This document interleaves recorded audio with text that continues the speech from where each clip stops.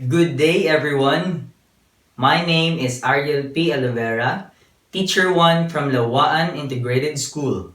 And the title of my essay is Something to Look Back and Learn From.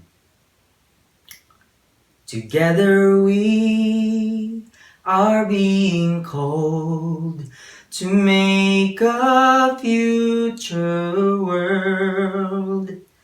The test we face is for us to prove that we can heal as one. I've been hearing this song on the radio and television for more than 6 months now. Voices of optimism and harmony, of courage and strength. We are currently living amidst what is possibly one of the ultimate threats in our lifetime to global education, an enormous educational crisis. In an instant, everything has transformed into rather unusual because of this invisible enemy that has already claimed millions of lives around the world. Sadly, more negative impacts will be felt extremely by underprivileged families as COVID-19 continues to exist. Children's education is in a seriously unsure place now. Sometimes I ask myself, what have we done to deserve all this? But the fact remains certain that really, everything happens for a reason. Meanwhile, teachers are placed under circumstances we have no control over. We may not be considered frontliners by many, yet we know that there's a special kind of battle entrusted upon us in the educational arena that our critics know nothing about. According to research, academic anxiety among learners and teachers are prevalent in the new normal setting. The series of quarantine brought by COVID-19 pandemic drastically changed our daily routines, work arrangement, socialization, and even the educational settings. These changes are believed to bring apprehensions to those who are directly affected. Several engagements on social media and digital communication have also been bringing a feeling of shock and frustrations to many of us.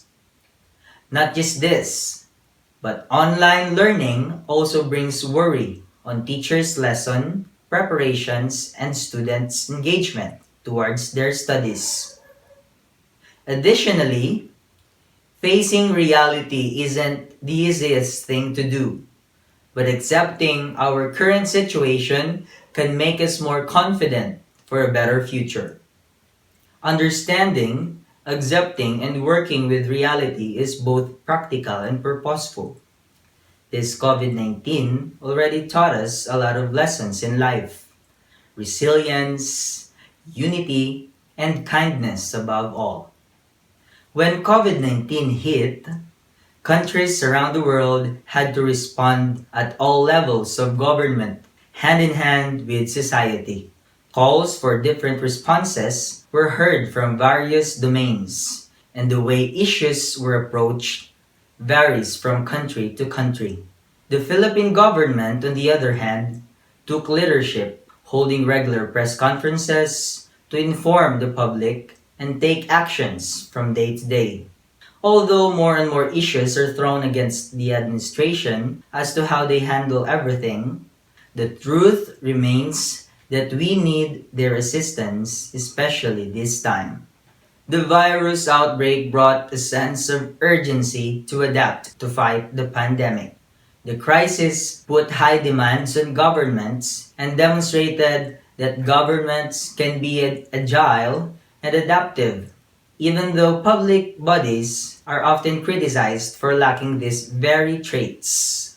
Well, we can never avoid these kinds of situations because public officials ought to do everything that will benefit the country as a whole. Because of this serious global phenomenon, curriculum experts have realized that there is really a need for innovative uses of technology for teachers and, in particular, audiovisual matters. For decades, we have seen interactive audiovisual instruction transform classrooms and assist students to learn at home when school is disrupted or provided when access doesn't exist. We've seen it coach teachers and parents through the series of seminars using the different training platforms.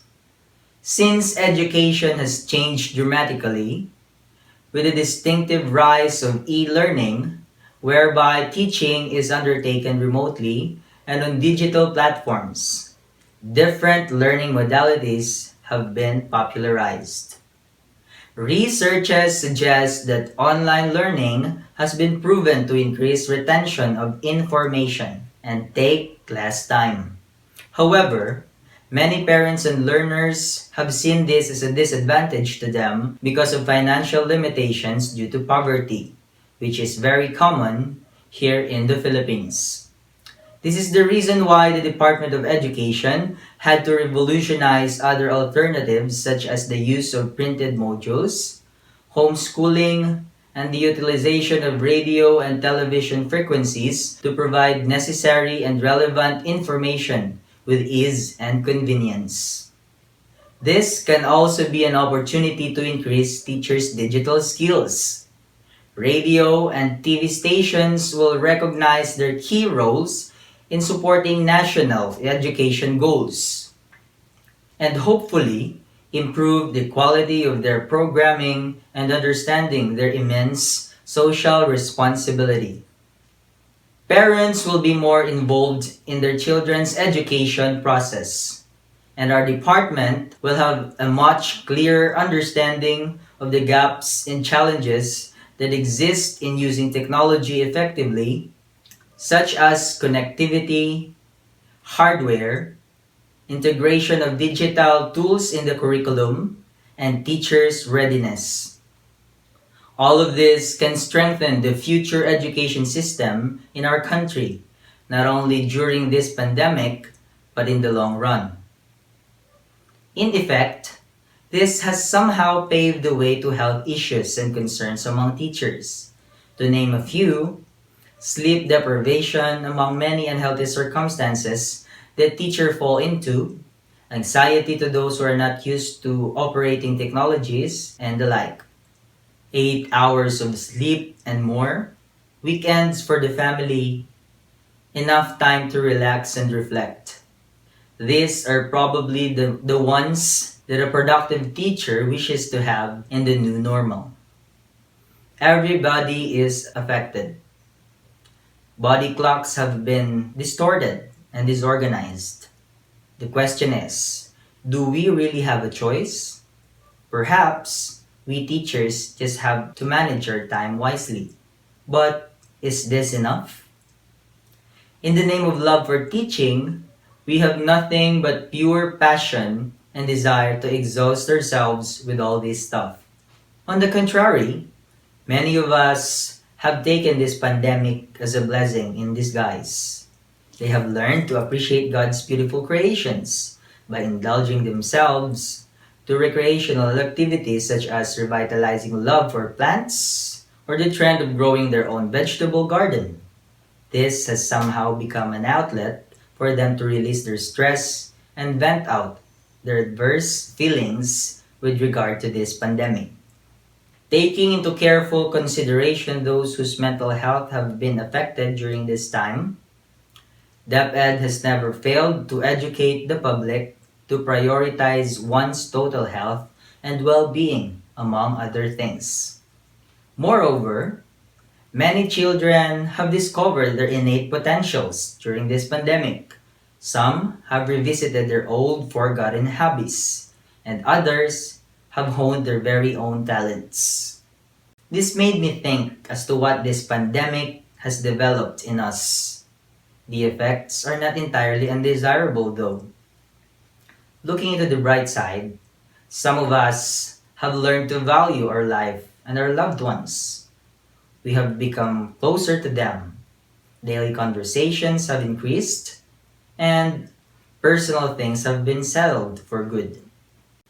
A lot of things happened, unbelievable as they may seem. But we get to know more things that we never knew before. We get to do a lot of things that we couldn't even imagine ourselves doing. For us teachers, we were introduced to a whole new world of learning. RBI, TBI scripts and editing of production episodes, modules making and printing, video lesson shooting and editing, development of better SIMs for the opening of classes, school-related forms that are done online, e-records and files to be accomplished as soon as possible, online school activities and programs, new LIS concerns, countless deadlines, unending webinars, meetings and orientations, a lot of adjustments, frustrations, and even disappointments. And everything in between all this and a lot more. I couldn't even believe how we are able to manage all this. But with God's guidance and protection, we are blessed to still have a healthy body and mind needed to function well and sustain our focus to do our duties as teachers in the name of public service. Finally, we have to remember that the mission of all educational systems remains the same. It is to overcome the learning crisis we currently have and respond to the pandemic we are all confronted with. The challenge today is to reduce as much as possible the negative impact this pandemic will have on learning and schooling, and build on this experience to get back on a path of faster improvement in learning. As education systems cope with this crisis, we must also be thinking of how we can recover stronger, with a renewed sense of responsibility of all, and with a better understanding and sense of urgency of the need to close the gap in opportunities and assuring that all children have the same chances for a quality education. What is left of us other than hope and positivity? Having said all this, education must really continue. No matter what, we are all in this together. Why are we experiencing this in the first place? Isn't it because we are being tested with the Almighty God as to how we deal with others in these trying times? Isn't it because He wants us to learn valuable things? Indeed, our character is revealed during the times when we experience difficulties and challenges. What's important is that we remain steadfast and faithful. COVID-19, what have you done to us? I now have an answer to this question. We have become stronger, braver, and better. Truly, we heal as one with kindness. We serve, we share, we show compassion, we heal and learn as one. As the lyrics of this song continue to echo within me, my heart as well is reminded how we can work together for the benefit of everybody. Most importantly, for the greater good of our school children. The reason why DepEd exists. Let us do our individual share now. Whatever kind of profession you belong in, young or old, rich or poor, this is the perfect time to spread love and care towards one another. In due time, this too shall pass and will just become an unforgettable part of our history that is something to look back and learn from. Thank you and have a good day.